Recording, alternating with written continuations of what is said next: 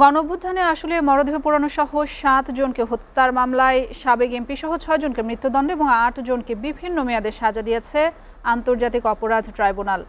দর্শক, প্রক্রিয়াধীন রিপোর্টটি আমাদের হাতে চলে এসেছে, দেখে নিচ্ছি হাসিবুল ইসলাম শান্তর প্রতিবেদনটি।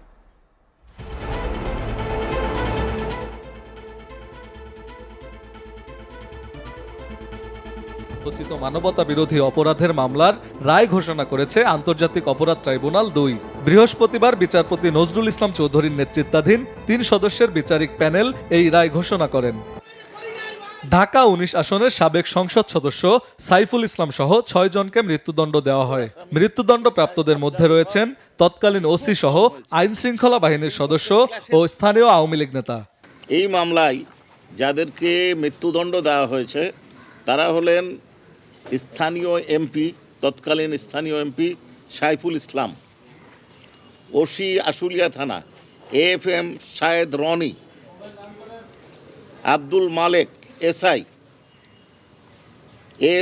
বিশ্বজিৎ সাহা, কনস্টেবল মুকুল চোকদার এবং যুবলীগের সদস্য রনি ভূঁইয়া। এদেরকে মৃত্যুদণ্ড দেওয়া হয়েছে এদের বিরুদ্ধে অভিযোগ প্রমাণিত হওয়ায়। এছাড়াও ঢাকা রেঞ্জের সাবেক ডিআইজি, সাবেক পুলিশ সুপার সহ ৭ জনকে যাবজ্জীবন কারাদণ্ড দেওয়া হয়েছে। আরও ২ জনকে ৭ বছরের কারাদণ্ড দিয়েছেন ট্রাইব্যুনাল। মামলার রাজসাক্ষী সাবেক SI শেখ আফজালুল হককে খালাস দিয়েছে আদালত। ইন্সপেক্টর মাসুদুর রহমান, ইনি ইন্সপেক্টর তদন্ত, ইন্সপেক্টর অপারেশন নির্মল কুমার দাস, ইন্সপেক্টর আরাফাত হোসেন আরজু, ডিবির ইন্সপেক্টর।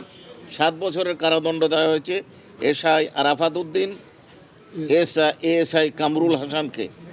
আর অ্যাপ্রুভার 23 নম্বর সাক্ষী আফজালুল হোসেন, তাকে ফুল অ্যান্ড ট্রু ডিসক্লোজার করার কারণে মুক্তি দেওয়া হয়েছে ক্ষমা করার মাধ্যমে।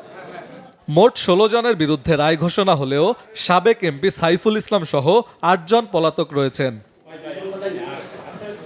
হাসিবুল ইসলাম শান্ত, SA TV, ঢাকা।